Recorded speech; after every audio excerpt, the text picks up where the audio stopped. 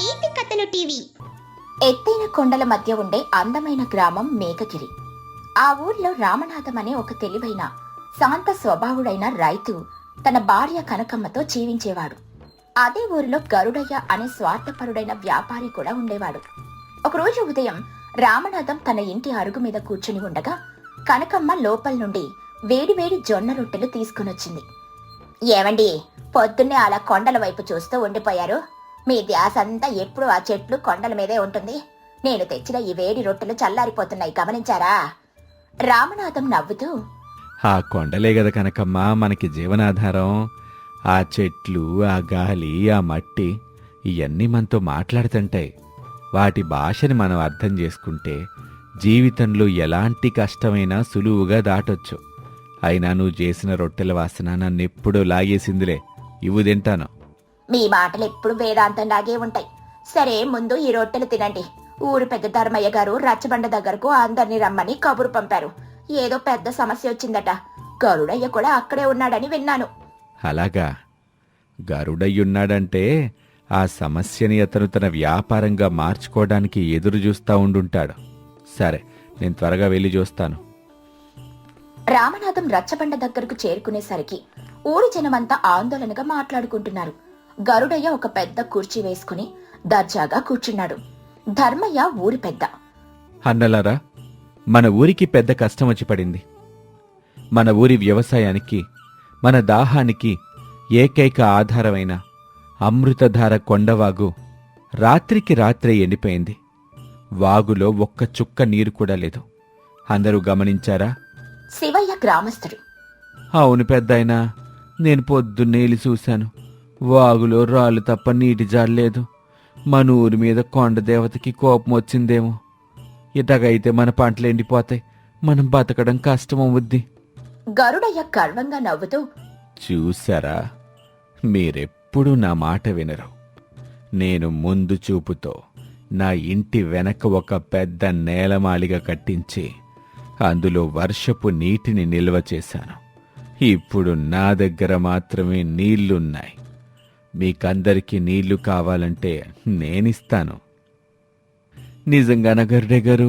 మీరు మహాదాతలండి, మా ప్రాణాలు నిలబెట్టారు.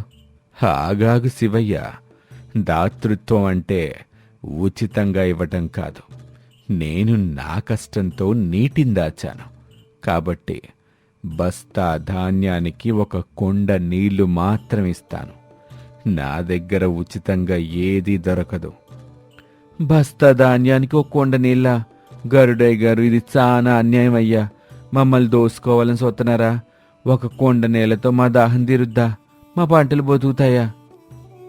వ్యాపారంలో న్యాయం అన్యాయం ఉండవు శివయ్య. అవసరమే ధర నిర్ణయిస్తుంది. కావాలంటే కొనుక్కోండి, లేకపోతే దాహంతో గొంతు ఎండబెట్టుకోండి. నాకేమీ నష్టం లేదు. గరుడయ్య, ఈ కష్టకాలంలో ఊరి వాళ్లకు అండగా ఉండాల్సింది పోయి ఇలా వ్యాపారం చేయటం తగదు. 10 మంది కష్టాల్లో ఉన్నప్పుడు పంచుకు తినాలి, కాని ఇలా దోచుకోకూడదు. రామనాథం ప్రశాంతంగా ముందుకొస్తూ, గరుడయ్య గారు, దాహం అనేది ప్రాణానికి సంబంధించింది, వ్యాపారానికి కాదు. మీరు కొద్ది రోజులాగండి. మీ నీళ్లు మీకు అవసరపడతాయి. ధర్మయ్య వైపు తిరిగి, పెద్దాయనా, కొండవాగు ఎండిపోవటం కాదు, దాని దారి మారుంటుందని నా నమ్మకం. పైనుంచొచ్చే నీరు ఏ కారణం లేకుండా ఆగదుగా. నువ్వు చెప్పేది కూడా నిజమే రామనాథం. మరిప్పుడు మనం ఏం చెయ్యాలి? నేను కొండపైకెళ్ళి వాగు జన్మస్థానం దగ్గర ఏం జరిగిందో చూసి వస్తాను. నాకో రోజు సమయం ఇవ్వండి. దయచేసి ఎవ్వరూ తొందరపడి తమ ధాన్యాన్ని కోల్పోకండి. రామనాథం, ఆ కొండపైకి వెళ్ళటం చాలా కష్టంగా. దట్టమైన అడవి, జారుడు బండ్లుంటాయి. నువ్వొక్కడి వెట్టా వెళ్తావో నేను కూడా నీతో వస్తాను. సంతోషం శివయ్య. ఇద్దరం కలిసి వెళ్తే త్వరగా సమస్య ఏంటో కనిపెట్టచ్చు. మనం వెంటనే బయలుదేరదాం. గరుడయ్య ఎగతాళిగా, ఓహో, రామనాథం గారు కొండపైకెళ్ళి మాయలు చేసి నీళ్లు తీసుకొస్తారంట. నీ వల్ల ఏమీ కాదు రామనాథం. సాయంత్రానికి మీరే నా దగ్గరికొచ్చి నీళ్ల కోసం బ్రతిమిలాడుకుంటారు. రామనాథం ఏమీ మాట్లాడకుండా చిరునవ్వుతో శివయ్యను తీసుకుని కొండపైకి ప్రయాణమయ్యాడు.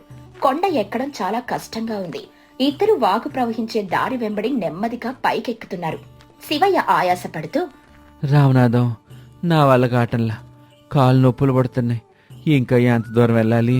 అసలు పైన నీళ్లున్నాయో లేదోనని నాకు అనుమానంగా ఉంది. కొంచెం ఓపిక బట్టి శివయ్య, మనం దాదాపు పైకి వచ్చేశాంగా. ఆ ఆకుల శబ్దం వింటున్నావా? అక్కడ గాలి బలంగా ఇస్తుంది. బహుశా వాగు మలుపు అక్కడే ఉండుంటుంది. రా, ఇంకొంచెం దూరం వెళ్దాం. కొన్ని గంటల ప్రయాణం తర్వాత వారు వాగు పై భాగానికి చేరుకున్నారు. అక్కడ వారు చూసిన దృశ్యానికి ఇద్దరికి ఆశ్చర్యం వేసింది.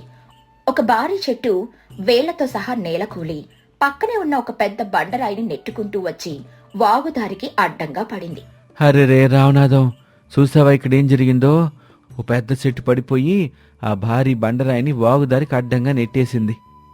అవును శివయ్య, ఆ బండరాయి అడ్డుపడ్డం వల్ల వాగు నీరంతా పక్కనే ఉన్న ఓ అంతు చిక్కని లోయలోకి వెళ్ళిపోతుంది. అందుకే మన ఊరికి చొక్క నీరు కూడా రావటంలా. అయ్యో, మరిప్పుడెట్టా? ఈ బండరాయిని కదిలించటం మనుషుల వల్ల కాదే. 100 మంది కలిసి నెట్టినా ఇది కదలదు. ఇంక మన ఊరికి నీళ్లు రావటం అసాధ్యమేనా? అలా నిరాశపడుకు శివయ్య. బండరాయిని మనం కదిలించలేం నిజమే, కానీ నీటి దారిని మనం మళ్లించొచ్చుగా. చుట్టూ గమనిస్తూ, ఆ పక్కన గుబురుగా పెరిగిన వెదురు బొంగులు చూసావా? చూశాను.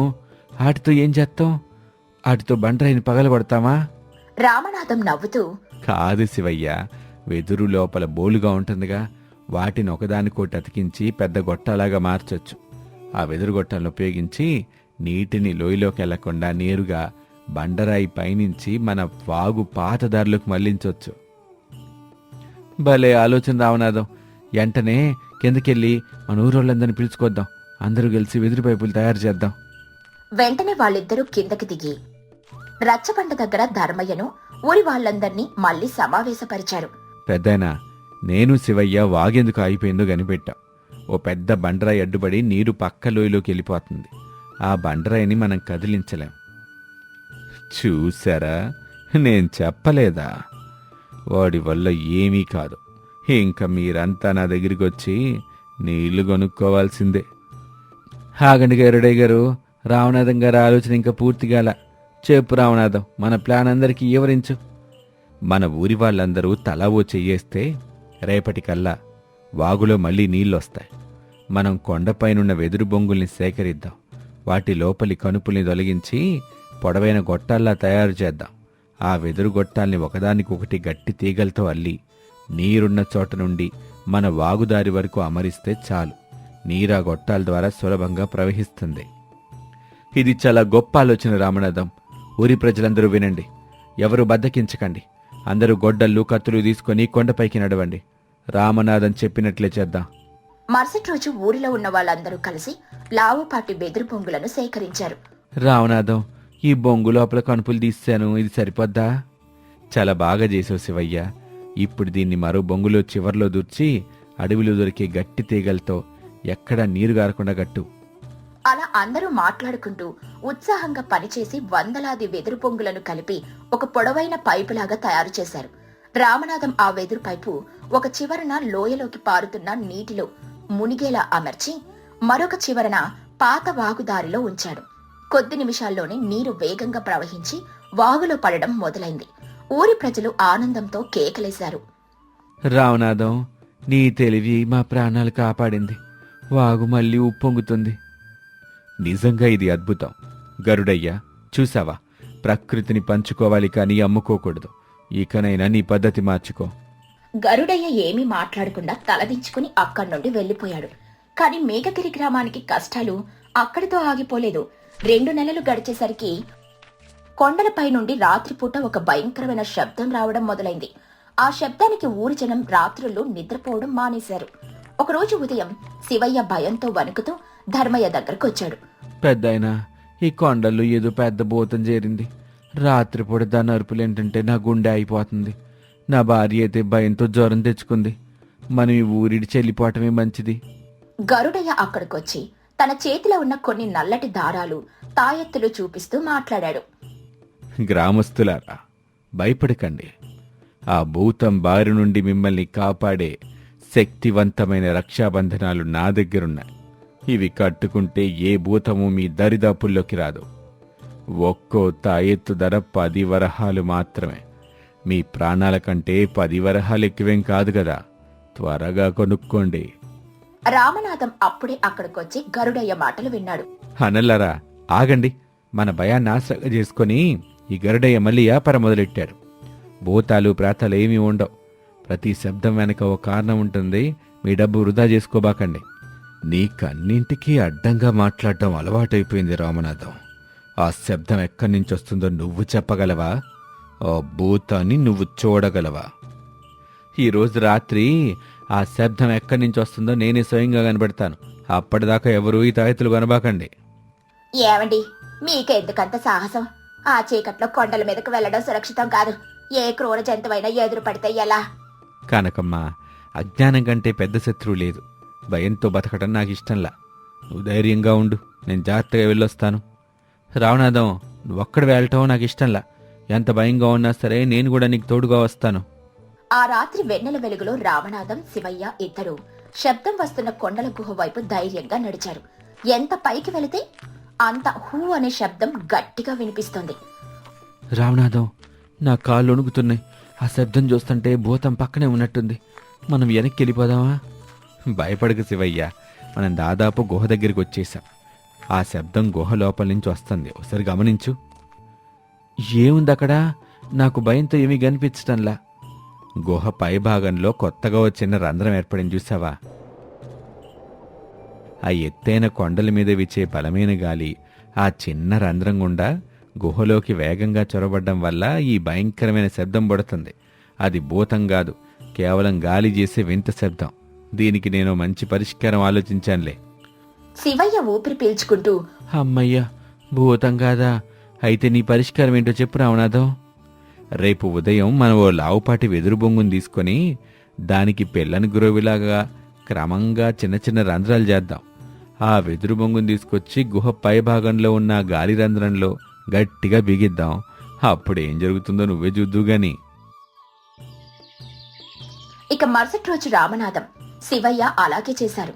ఆ రోజు రాత్రి కొండలపై నుండి వీచే గాలి ఆ వెదురు పొంగులోని రంధ్రాల గుండా వెళ్లి ఒక అద్భుతమైన సంగీతంలా వినిపించడం మొదలైంది. భయంకరమైన రాక్షసుడి అరుపులు పోయి మధురమైన వేణుగానం ఆ ఊరంతటా వ్యాపించింది. ఇక మరుసటి రోజు ఉదయం రచ్చబండ దగ్గర అందరూ మళ్లీ కలిశారు. చూసారా పెద్దాయన, రామనాథం రాత్రికి రాత్రే ఆ భయంకరమైన శబ్దాన్ని ఓ తీయటి సంగీతంగా మార్చాడు. అసలు అక్కడ భూతమే లేదు. రామనాథం, నువ్వు మన ఊరికి ఒక వరం. నీ తెలివితేటలు మమ్మల్ని అజ్ఞానం నుంచి కాపాడాయి. గరుడయ్య గారు, మీ రక్షాబంధనాలు ఏమైనా భూతాన్ని తరిమిగొట్టింది మీ తాయెత్తులు కాదు, రామనాథం గారి ఆలోచన. గరుడయ్య మళ్లీ అవమానంతో అక్కడి నుండి జారుకున్నాడు. కొన్నాళ్లకు మేఘగిరి గ్రామానికి మరో కొత్త చిక్కు వచ్చి పడింది. ఈసారి కొండలపైనున్న అడవి జంతువులు, ముఖ్యంగా కోతుల గుంపులు పగటిపూట ఊరిలోకి రావడం మొదలుపెట్టాయి. శివయ్య కోపంగా, ధర్మయ్య గారు, ఈ కోతులు పడడం మరీ ఎక్కువైందండి. మనం రాత్రి పగలు కష్టపడి పండించిన కూరగాయలు, పండ్ల తోటలు అవి నాశనం చేస్తున్నాయి. తోటల్లోకి వచ్చి పంటను తినేస్తున్నాయి. గట్టిగా అరిచాటిని తరిమి కొట్టినా అవి మళ్ళీ మళ్ళీ వస్తున్నాయి. వీటి వల్ల మనకి తినడానికి ఏమీ మిగిలేలా లేదండి. గరుడయ్య మళ్లీ రంగప్రవేశం చేస్తూ, దీనికి నా దగ్గర ఒక ప్లాన్ ఉంది. అడవిలో దొరికే ఒక రకమైన మొత్తాకుల్ని పళ్ళల్లో కలిపి పెడదాం. అవి తిన్న కోతులు స్పృహ కోల్పోయి పడిపోతాయి. అప్పుడు వాటిని తీసుకెళ్లి లోయలో పడేద్దాం. గరుడయ్య గారు, ఆ జంతువులు మన శత్రువులు కాదండి, అవి మోగజీవాలు. వాటికి ఆకలిస్తేనేగా మన ఊరి మీద పడుతున్నాయి. మొత్తాకులు పెట్టి వాటిని లోయలో పడేయడం మహాపాపం.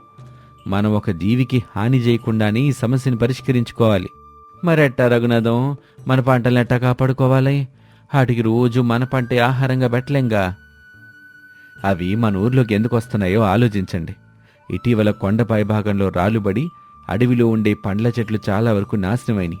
వాటికి అడవిలో తినడానికి ఆహారం లేక ఆకలిని తట్టుకోలేక ఇటు వస్తున్నాయి. ఆకలి అనేది మనిషికైనా జంతువులకైనా ఒకటే. మనం వాటి ఆకలి తీరిస్తే అవి మన పంటల జోలికి రావు. ఏంటి, వాటి ఆకలి మనం ఎలా తీరుస్తాం? మనమే సగం గడుపుతూ బతుకుతుంటే వాటికి భోజనాలు పెడతావా? మనం పండించే పెట్టాల్సిన అవసరం లేదు గరుడయ్యా. మన కొండల కింది భాగంలో సీతాఫలాలు, నేరేడు లాంటి అడవి పండ్ల విత్తనాలు చాలా దొరుకుతాయి. మనందరం కలిసి కొండ అంచుల వెంబడి అడవికి మన ఊరికి మధ్యలో విత్తనాలు జల్లుదాం. వర్షాలకు అవి వేగంగా పెరిగి పళ్ళిస్తాయి. ఆ పండ్లు అడవి జంతువులకి ఎంతో ఇష్టం. అవి ఆ పళ్ళు తిని అక్కడి నుంచి అడవిలోకి వెళ్ళిపోతాయి. ఆ చెట్లు పెరిగేదాకా మన పంటలు నాశనం కావాల్సిందేనా? ఇదంతా సమయం వృధా. ప్రకృతితో మనం వ్యవహరించేటప్పుడు సహనం చాలా అవసరం గరుడే గారు. ఒక్కసారి ఆ చెట్లు పెరిగితే తరతరాలుగా అవి జంతువులకు ఆహారం ఇస్తాయి. మన పంటలు కూడా ఎప్పటికీ సురక్షితంగా ఉంటాయి.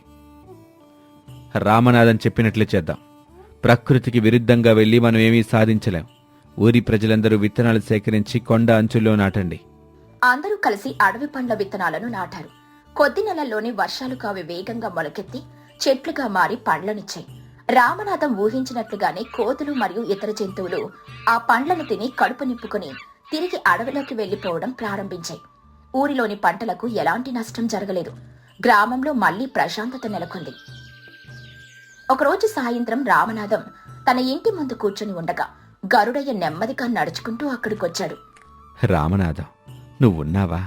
నీతో ఓ ముఖ్యమైన విషయం మాట్లాడాలి. రామనాథం గౌరవంగా నిలబడి, రండి గరుడయ్య గారు, కూర్చోండి. ఏంటా విషయం? గరుడయ్య పశ్చాత్తాపంతో, నన్ను క్షమించు రామనాథం. నా దగ్గర డబ్బుందన్న అహంకారంతో నేను చాలా తప్పులు చేశాను. ఊరి జనం కష్టాల్లో ఉన్నప్పుడు వ్యాపారం చెయ్యాలనుకున్నాను. ప్రతిసారి నిన్ను అవమానించాను. కాని నీ తెలివితేటలు, నీ మంచి మనస్సు నా కళ్ళు తెరిపించిని. వాగు నీటిని ఉచితంగా అందించావు. అరుపుల భయాన్ని సంగీతంగా మార్చావు. మోగజీవుల ఆకలి తీర్చి ఊరిని కాపాడావు. ఇందులో నా గొప్పతనమేమీ లేదు గరుడే గారు. ప్రకృతిలో అన్ని సమస్యలకి పరిష్కారాలుంటాయి. మనం వాటిని ప్రశాంతంగా వెతకాలంతే. నిజమైన ఆస్తంటే ఎనపెట్టెలో ఉండే డబ్బు కాదు, నీలాంటి పరోపకార గుణం అని నాకీరోజు అర్థమైంది. నా నేలమాలిగలో ఉన్న నీటిని, నా ధాన్యాన్ని ఊరి ప్రజలందరికీ ఉచితంగా పంచిపెట్టాలని నిర్ణయించుకున్నా. నువ్వు నన్ను క్షమిస్తేనే నా మనస్సుకు శాంతి కలుగుతుంది. రామనాథం నవ్వుతూ గరుడయ్య చేతులు పట్టుకుని, చాలా సంతోషం గరుడయ్య గారు. మనసులో మార్పు రావడం చాలా ముఖ్యం. మన దగ్గరున్నదాన్ని 10 మందితో పంచుకున్నప్పుడే నిజమైన ఆనందం దొరుకుద్ది. మనం ఇద్దరం కలిసి మన ఊరిని ఇంకా అభివృద్ధి చేద్దాం. అప్పట్నుండి గరుడయ్య తన స్వార్థాన్ని వదిలిపెట్టి ఊరి ప్రజల కోసం రామనాథంతో కలిసి మంచి పనులు చేయడం మొదలుపెట్టాడు. మేఘగిరి గ్రామ ప్రజలందరూ ప్రకృతిని ప్రేమిస్తూ ఒకరికొకరు సహాయం చేసుకుంటూ తమ ఊరిని భూతల స్వర్గంగా మార్చుకున్నారు. ఈ కథలోని నీతేంటంటే, సమస్యలకు పరిష్కారం కోపంలోనో స్వార్థంలోనో ఉండదు. ప్రకృతిని అర్థం చేసుకునే ప్రశాంతమైన ఆలోచనలో ఉంటుంది. పరోపకారం మరియు ఐకమత్యంతో ఎంతటి కష్టాన్నైనా ఎలాంటి హింసకు తావు లేకుండా సులభంగా ఎదుర్కోవచ్చు. 1990వ సంవత్సరం జనవరి నెల, సంక్రాంతి పండుగ. ఊర్లో సందడున్నా ఏ ఇంటి అరుగు మీద అల్లుడు కనిపించడు. ఆడపడుచులు మాత్రమే పుట్టింటికి ఒంటరిగా వస్తున్నారు. అరుగు మీద కూర్చున్న వీరభద్రయ్య, పుల్లయ్యా, ఏంటా వీధి చివర గొడవ? ఎవరైనా కొత్త వాళ్ళు ఊర్లోకి వచ్చారా ఏంటి? నా శాసనం గురించి అందరికీ తెలుసు కదా. ఎవరూ రాలేదు బాబు. మన ఊరు ఆడపడుచులు వస్తున్నారుగా, వారి బండ్లు దిగుతున్నాయి. మీ దయ వల్ల మన ఊర్లో పండగ పూట అల్లుళ్ళ దర్పం, వాళ్ల వింత కోరికలు తీర్చే బాధ తప్పింది బాబు. మీరు 15 ఏళ్ల క్రితం ఆ శాసనం పెట్టకపోయుంటే ఈ పాటికి మన ఊరి పరువు పక్కోళ్ళలో పోయేది. మన ఊరి పౌరుషం మీ వల్లే నిలబడింది. కాంతమ్మ లోపల నుండి వస్తూ బాధగా, ఏం పరువండి మీ పరువు? 15 ఏళ్ల క్రితం మా పెద్దల్లుడు భోజనంలో నెయ్యి వెయ్యలేదని, మర్యాద చేయలేదని ఏదో చిన్న మాట అంటే దానికి మీరు పంతం బట్టి ఈ ఊరి గడప ఏ అల్లుడు తొక్కడానికి వీల్లేదని తీర్మానం చేసేశారు. మన కూతురు సీతకి పెళ్ళయి 3 ఏళ్లవుతుంది. ఇంతవరకు ఆ చిన్నల్లుడు సూర్యంబాబు మన ఇంటి గడప తొక్కనే లేదు. పండగ పూట నా కూతురు ఒంటరిగా వచ్చి ఏడుస్తూ వెళ్ళిపోతుంది. నా కడుపు తరుక్కుపోతుంది. కనీసం ఈ పండుగకైనా మన అల్లుడిని రానివ్వండి. కాంతమ్మ, నా మాట శాసనం. ఆ రోజు వాడు మన ఊరి పెద్దల ముందు నన్ను అవమానించాడు. అల్లుడంటే ఇంటికొచ్చిన దేవుడు కాదు, వాడు మన ఇంటి పరువు తీసే పరాయివాడు. నా కూతుళ్ళొస్తే అన్నం పెట్టు. అల్లుళ్ళ పేరెత్తితే మర్యాద దక్కదు. సూర్యమైనా ఇంకెవరైనా సరే నా గడప తొక్కటానికి వీల్లేదు. ఆడవాళ్ల కన్నీళ్ళకి నా పౌరుషం కరగదు. వదిన గారు, అన్నయ్య గారికి కోపం తెప్పించకండి. ఆయన మాట కాదని ఎవరైనా ఈ ఊళ్ళో అడుగు పెడితే వాళ్ళ కాళ్ళు ఎరగొడతారని మీకు తెలుసు కదా, ఊరుకోండి. పట్నంలో సూర్యం ఇల్లు. శ్రీరామనవమికి సీత ఒంటరిగా పుట్టింటికి వెళ్లడానికి బట్టలు సర్దుకుంటూ ఏడుస్తోంది. ఆమె బాధను సూర్యం గమనించాడు. సీత, బట్టలు సర్దుతున్నావా? నా బట్టలు కూడా అందులో పెట్టు. ఈ శ్రీరామనవమికి నువ్వు ఒంటరిగా వెళ్ళటం లేదు. నేను కూడా నీతో పాటు సీతారాంపురం వస్తున్నాను. నా అత్తగారి చేతి అరిసెలు తినాలని నాకు చాలా ఆశగా ఉంది. సీత భయంగా వణికిపోతూ, అండి, వద్దండి. మీకు మా నాన్నగారి కోపం గురించి తెలీదు. ఆయన మనల్ని అవమానిస్తారు. ఊరి జనం ముందు మిమ్మల్ని దారుణంగా మాట్లాడతారు. దయచేసి మీరు రావద్దు. 15 ఏళ్లుగా ఏ అల్లుడు కూడా ఆ ఊరి వైపు కన్నెత్తి చూడలేదు. దయచేసి మీరు రావద్దు. మీ పరువు పోవడం నేను చూడలేను. ఆయన చేతిలో కర్ర ఉంటుంది. మాట జారితే ఎవరినైనా కొట్టేస్తారు. సూర్యం నవ్వుతూ ఆమె భుజం తట్టి, సీత, అహంకారం ఎప్పుడూ ఆత్మీయత ముందు ఓడిపోతుంది. మీ నాన్నగారు కోపం కేవలం ఒక భ్రమ మాత్రమే. అల్లుడంటే మర్యాదలు కోరుకునేవాడు మాత్రమే కాదు, ఇంటికి పెద్ద కొడుకు లాంటివాడని ఆయనకు నేను నిరూపిస్తాను. నువ్వు ధైర్యంగా ఉండు. పల్లెటూరి పౌరుషమేంటో, నా ప్రేమేంటో ఈ పండక్కి తేలిపోవాలి. నా మీద నీకు నమ్మకం లేదా? నమ్మకం ఉంది, కానీ ఆయన మొండితనం ముందు మీ మాటలు పని చెయ్యవండి. మీరు వెనక్కి తిరిగి వస్తే నా ప్రాణం పోయినంత పనవుతుంది. నేను వెనక్కి తిరిగి రావటానికి వెళ్ళటం లేదు సీత. మీ నాన్నగారి మనసు మార్చడానికి వెళ్తున్నాను. పద, బండెక్కు. సూర్యం సీత ప్రయాణిస్తున్న బండి సీతారామపురం పొలిమేరల్లోకి ప్రవేశించింది. పుల్లయ్య పరిగెత్తుకుంటూ వెళ్లి వీరభద్రయ్యకు చెప్పాడు. వీరభద్రయ్య కోపంతో రగిలిపోయి తన ఇంటి వాకిలిలో నిలబడ్డాడు. బండొచ్చి ఇంటి ముందు ఆగింది. వీరభద్రయ్య గట్టిగా అరుస్తూ, ఏయ్ బండివాడా, బండి వెనక్కి తెప్పు. ఈ ఊరి గడప ఏ అల్లుడు తొక్కటానికి వీల్లేదని నీకు తెలీదా? సీత, నువ్వు లోపలికి రా. వాణ్ణక్కడే వదిలి, లేదంటే ఇద్దరు వెనక్కెళ్ళిపోండి. నా పౌరుషాన్ని సవాలు చెయ్యొద్దు. సూర్యం బండి దిగి నెమ్మదిగా నడుచుకుంటూ వెళ్లి, మావయ్య నమస్కారం. శ్రీరామనవమి పండుగ శుభాకాంక్షలు. నేను ఈ ఊరికి మీ పరువు తీయటానికి రాలేదు. నా అత్తగారి చేతి వంట తినటానికి, మామగారి ఆశీర్వాదం తీసుకోవటానికి వచ్చాను. దేవుడి గుడికి వెళ్ళటానికి నిబంధనలు ఉన్నాయేమో కానీ అత్తారింటికి రావటానికి ప్రేముంటే చాలు కదా. ఆపు నీ సోది. నీ పట్నం మాటలు ఇక్కడ సాగవు. మర్యాదలు ఆశించొచ్చావంటే కడుపు మార్చుకొని వెళ్తావు. ఈ వీరభద్ర ఇంట్లో అల్లుడికి పీట వేసి భోజనం పెట్టే అలవాట్లేదు. నా పంతం నీకు తెలీదు. నా కళ్ళ ముందు నుండి వెళ్ళిపో. మావయ్య, నేను మర్యాదల కోసం రాలేదు. ఒకవేళ మీరు నాకు పీట వేయకపోతే ఆ అరుగు మీద కూర్చుని తింటాను. అరిసెలు పెట్టకపోతే అత్తమ్మ వండి పప్పుచారు తింటాను. కానీ ఈ పండుగ రోజులు 3 రోజుల పాటు నేను నా భార్యతో ఇక్కడే ఉంటాను. మీకు ఇష్టం లేకపోతే నన్ను పట్టించుకోకండి. ఒక పనివాళ్ళ మూలన పడుంటాను. ఈ గడప మీద నాకు కూడా హక్కుంది మావయ్య. కాంతమ్మ లోపల నుండి ఏడుస్తూ వచ్చి సూర్యం తల నిమిరి, రండి బాబు, మీరు లోపలికి రండి. మీ మామగారి మాటలు పట్టించుకోకండి. ఆయనకు కోపం ఎక్కువ గాని మనసులో ఏమీ ఉండదు. ఈ పండుగకి నా ఇల్లు నిండిపోయింది బాబు. సూర్యం మాటలకు వీరభద్రయ్య బెత్తరపోయాడు. అల్లుడంటే పంతం పట్టేవాడు అనుకున్నాడే కాని ఇంత వినయంగా మాట్లాడుతుంటే ఆయనేమీ అనలేక లోపలికి కోపంగా వెళ్లిపోయాడు. ఒకరోజు మధ్యాహ్నం పుల్లయ్య, సుబ్బారావు ఇంటి అరుగు మీద కూర్చొని మాట్లాడుకుంటున్నారు. సూర్యం అక్కడికొచ్చాడు. ఏమండి సూర్యం బాబు గారు, మీరు పట్నంలో పెరిగిన వాళ్ళు, ఎప్పుడు వ్యాపారాల్లో బిజీగా ఉంటారు కదా. ఇక్కడ ఈ దోమలు, ఈ వేడి ఎట్టా భరిస్తున్నారు? మా వీరభద్రయ్య గారు ఏ క్షణమైనా మీ మీద విరుచుకుపడే పులి లాంటి వాళ్ళు. మీకు భయం వేయటం లేదా? సూర్యం నవ్వుతూ వాళ్ళ పక్కన కూర్చొని, పుల్లయ్య గారు, పులెప్పుడు గర్జిస్తుంది, కానీ ప్రేమగా పలకరిస్తే పెంపుడు పిల్లిలా మారిపోతుంది. పట్నంలో ఎంత డబ్బు సంపాదించినా పల్లెటూరి మనుషుల మాటల్లో ఉండే స్వచ్ఛత అక్కడ దొరకదు. నిన్న రాత్రి అత్తమ్మ పెట్టిన ఆవకాయన్నం ముందు మా పట్నం 5 స్టార్ హోటల్ భోజనం కూడా పనికిరాదు. సుబ్బారావు ఒక పూజారి. బాబుగారు, మీరు చాలా తెలివైన వాళ్ళు. నిన్న మన ఊరి శివాలయంలో పంపు సెట్టు పాడైపోతే మీరే స్వయంగా మీ చేతులతో బాగు చేశారట కదా. మీలాంటి చదువుకున్నవారు ఆ బురదలో దిగి పనిచేయటం చూసి ఊరి జనం అంతా ఆశ్చర్యపోతున్నారు. అందులో ఆశ్చర్యమేముంది సుబ్బారావు గారు? దేవుడి గుడికి నీళ్లు లేక పూజ ఆక్కూడదు కదా. పట్నంలో నా వ్యాపారం యంత్రాలతోనే.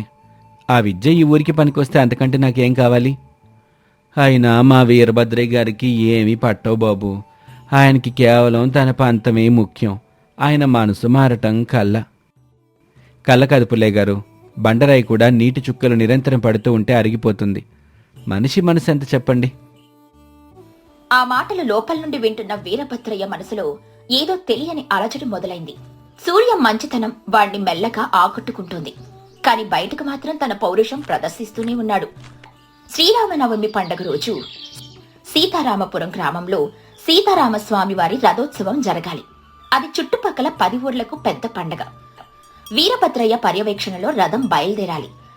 కాని రథం ఉన్న చోట బురద బాగా పేరుకుపోయింది. అందరూ గుమికూడారు. సుబ్బారావు పూజారి, వీరభద్రయ్య గారు, ముహూర్తం మించిపోతుంది, రథమేమో కదలాలి. మీరు ముందు కొబ్బరికాయ కొట్టండి, మధ్యాహ్నం లోపు రథం ఊరి శివార్లకు చేరుకోవాలి. వీరభద్రయ్య కొబ్బరికాయ కొట్టి, జై శ్రీరామ్, లాగండ్రా యువకుల్లారా, మన ఊరి పౌరుషం నలుదిక్కులా చాటండి. ఊరి యువకులు రథం తాడు పట్టుకుని గట్టిగా లాగారు. కాని రథం చక్రాలు అడుగుదాకా బురదలో కూరుకుపోయాయి. ఎంత లాగినా రథం ఒక్క అంగుళం కూడా కదల్లేదు. మళ్ళీ మళ్ళీ ప్రయత్నించారు. లాగిన వాళ్ళ చేతులు బొబ్బలెక్కాయి. బాబు వీరభద్రయ్య గారు, రథం చక్రాలు అడుగుదాకా బురదలోకి దిగిపోయినాయి. పక్కూరోళ్ళు బంధువులు మనల్ని చూసి నవ్వుతున్నారు. ముహూర్తం దాటిపోతే మన ఊరికి అరిష్టం బాబు. కనీసం ట్రాక్టర్ని తప్పిద్దామా? వీరభద్రయ్య ఆందోళనతో చెమటలు పడుతూ, ట్రాక్టర్తో దేవుడి రథం లాగితే నా పరువేం కావాలరా? పక్కూరాళ్ళ ముందు నా పౌరుషం మంట కలిసిపోదా? ఎంతమందున్నా లాగలేకపోతున్నారా? ఇంకా కొంతమందిని పిలవండి. ఈ రథం కదలకపోతే నా ప్రాణం పోయినట్టే. ఈ ఊరి పరువు నా చేతుల్లో ఉంది. ఎంతమంది ప్రయత్నించినా రథం కదలలేదు. పక్క ఊరి పెద్దలు వీరభద్రయ్య పౌరుషం రథాన్ని కదపలేకపోతుంది అని గుసగుసలాడుకోవడం మొదలుపెట్టారు. వీరభద్రయ్య తలదించుకుని కన్నీళ్లు పెట్టుకునే పరిస్థితికొచ్చాడు. ఆయన గర్వం నేలమట్టమైంది.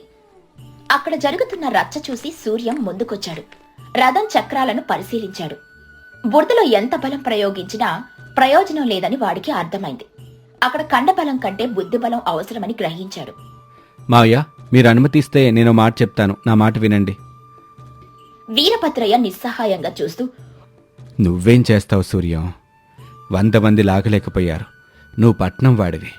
నీ సుకుమారమైన చేతులతో ఈ బురదలో ఏం చేయగలవు? ఇక్కడ నా పరివైపోతుంది. నువ్వు నన్ను ఇంకా అవమానించకు. నేను మిమ్మల్ని తక్కువ చేయడానికి రాలేదు మావయ్య. రథాన్ని ముందుకు నడపడానికే వచ్చాను. రథం చక్రాలు భూమిని అంటిపెట్టుకున్నాయి. దానికి పట్టులేదు. పుల్లయ్య గారు, త్వరగా వెళ్లి గుడి అరుగు మీద ఉన్న 2 పొడవాటి టేకు దుంగల్ని తీసుకురండి.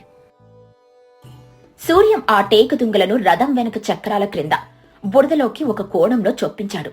ఒకవైపు గట్టి నేలకు ఆసరాగా ఇచ్చి దుంగలను మీటలా మార్చాడు. సూర్యం గట్టిగా అందరికీ వినిపించేలా, ఇప్పుడు లాగే వాళ్ళంతా తాడుని ఇష్టం వచ్చినట్టు లాక్కూడదు. నేను 1, 2, 3 అన్నప్పుడు మాత్రమే అందరూ ఒకేసారి తమ శక్తినంత ఉపయోగించి ఒకే తాటిపై లాగాలి. అదే సమయంలో నేను పుల్లయ్య ఈ దుంగల మీద బలం ప్రయోగించి చక్రాల్ని పైకి లేపుతాం. మావయ్య, మీరు ముందు నిలబడి ఆ భగవంతుని నామస్మరణ చేయండి. మీ పిలుపులోనే ఈ ఊరి బలం ఉంది. ఈ రథాన్ని మీరే నడిపించాలి. వీరభద్రయ్య సూర్యం వైపు ఆశ్చర్యంగా చూశాడు. వాడి కళ్ళల్లో ఉన్న నమ్మకం ఆయనకు ధైర్యాన్నిచ్చింది. సూర్యం తన పరువును కాపాడడానికి చేస్తున్న ప్రయత్నం ఆయన మనసును తాకింది. వీరభద్రయ్య కళ్ళు మూసుకుని గట్టిగా, జై సీతారామచంద్రస్వామికి జై! 1, 2, 3 లాగండి. అందరూ ఒకేసారి సమన్వయంతో తాడులాగారు. కిర్రుమనే శబ్దంతో రథం చక్రాలు బురదను చీల్చుకుని ముందుకు కదిలాయి. జనం ఒక్కసారిగా జై అని అరిచారు. రథం విజయవంతంగా ముందుకు సాగింది. పక్క ఊరి వాళ్లు కూడా సూర్యం తెలివికి చప్పట్లు కొట్టారు. రథం ఊరేగింపు పూర్తయ్యాక రాత్రి అందరూ వీరభద్రయ్య గారి ఇంటి వాకిల్ని చేరుకున్నారు. వీరభద్రయ్య కళ్ళల్లో నీళ్లు తిరుగుతున్నాయి. ఆయన అహంకారం పూర్తిగా కరిగిపోయింది. ఆయన నేరుగా వెళ్లి సూర్యం చేతులు పట్టుకున్నాడు. సూర్యం, నన్ను క్షమించు నాయనా. ఇన్నాళ్ళు నేను అల్లుడంటే పరాయివాడు, కేవలం మర్యాదలు తీసుకుని మనల్ని అవమానించేవాడనుకున్నాను. నా పౌరుషం వల్ల 15 ఏళ్లుగా నా కూతుళ్ల సంతోషాన్ని, నా భార్య ఆనందాన్ని చంపేశాను. ఈరోజు నువ్వు కేవలం రథాన్నిగా నాయనా, నా మనసులో ఉన్న అహంకారాన్ని కూడా కదిలించావు. నా పరువుని కాపాడావు. నువ్వు నా అల్లుడివి కాదు, ఈ ఇంటి పెద్ద కొడుకువి. సూర్యం వీరభద్రయ్య పాదాలకు నమస్కరిస్తూ, మావయ్య, కుటుంబంలో పట్టింపులుంటాయి, కానీ పంతాలుండకూడదు. నాన్న మీద అలిగే హక్కు కొడుక్కి ఎలా ఉంటుందో మామగారి మీద అలిగే హక్కు అల్లుడికి ఉంటుంది. మమకారం ముందు కోపం ఎప్పుడూ నిలవలేదు మామయ్య. మీరు మమ్మల్ని దూరం పెట్టి మీకే మీరే శిక్ష వేసుకున్నారు. ఇక ఆ దూరం వద్దు. కాంతమ్మ ఆనంద బాష్పాలతో, చూసారా అండి, నా అల్లుడి రాకతో ఈ ఇంటికి ఈ ఊరికి పండుగ కల తిరిగొచ్చింది. నా నిరీక్షణ ఫలించింది. సీత సూర్యం వైపు గర్వంగా చూస్తూ, నాన్నగారి రాతి కుండను కూడా మీ ప్రేమతో కరిగించారండి. నా జీవితంలో ఇంతకంటే సంతోషకరమైన పండుగ లేదండి. ఏవండి వీరభద్రయ్య గారు, మీ పాత శాసనం సంగతేంటి? తీసేసినట్టేనా, లేక రేపటి నుంచి ఎవరైనా వస్తే కాలు ఇరగ్గొడతారా? వీరభద్రయ్య పెద్దగా నవ్వుతూ, ఆ శాసనం ఈ రోజే చెత్తబుట్టలో కలిసింది పుల్లయ్యా. రేపటి నుంచి మన ఊరి ఆడపడుచులు ఎవరైనా సరే తమ భర్తలతోనే రావాలి. వచ్చే ఉగాదికి ఊళ్ళో ఉన్న అల్లుళ్ళందరికీ నేనే స్వయంగా విందు ఏర్పాటు చేస్తాను. అల్లుళ్ళేని ఊరు ఇకపై అల్లుళ్ళ ఊరుగా మారుద్ది. ఇక మరుసటి రోజు ఉదయం సూర్యం, సీత తిరిగి పట్నం వెళ్లడానికి బండి దగ్గర సిద్ధమయ్యారు. ఈసారి వీరభద్రయ్య స్వయంగా వెళ్లి పట్టుబట్టలు, కొత్త అల్లుడి మర్యాదలతో వాళ్లను సాగనంపాడు. ఊరి జనమంతా సూర్యం బండి వెంట సాగుతూ వీడ్కోలు పలికారు. సీతారామపురం గ్రామంలో ఆ పండుగ ఒక సరికొత్త అధ్యయనానికి నాంది పలికింది. అహంకారం ఎప్పుడు మనుషులను దూరం చేస్తే ఆత్మీయత ఎప్పుడు వాళ్ళను దగ్గర చేస్తుందని ఆ పల్లెటూరి గాలి కూడా గుసగుసలాడుతోంది. ఈ కథలోని నీతేంటంటే, మొదటిగా అహంకారం వినాశనకరం. చిన్నపాటి పంతాలు, పౌరుషాల వల్ల సంవత్సరాల తరబడి మనుషులు దూరమవుతారు. దానివల్ల కోల్పోయేది సంతోషాన్ని మాత్రమే. రెండవదిగా బంధాల విలువ. అల్లుడు లేదా కోడలు పరాయివారు కాదు. వారొక కొత్త అనుబంధాన్ని, బలాన్ని తీసుకొనొచ్చే కుటుంబ సభ్యులు. చివరిగా ప్రేమ, సమయస్ఫూర్తి. కోపాన్ని కోపంతో గెలవలేం. ఓర్పు, ప్రేమ మరియు సమయానికి తగిన తెలివితేటలతో ఎంతటి కఠినమైన మనసునైనా కరిగించొచ్చు.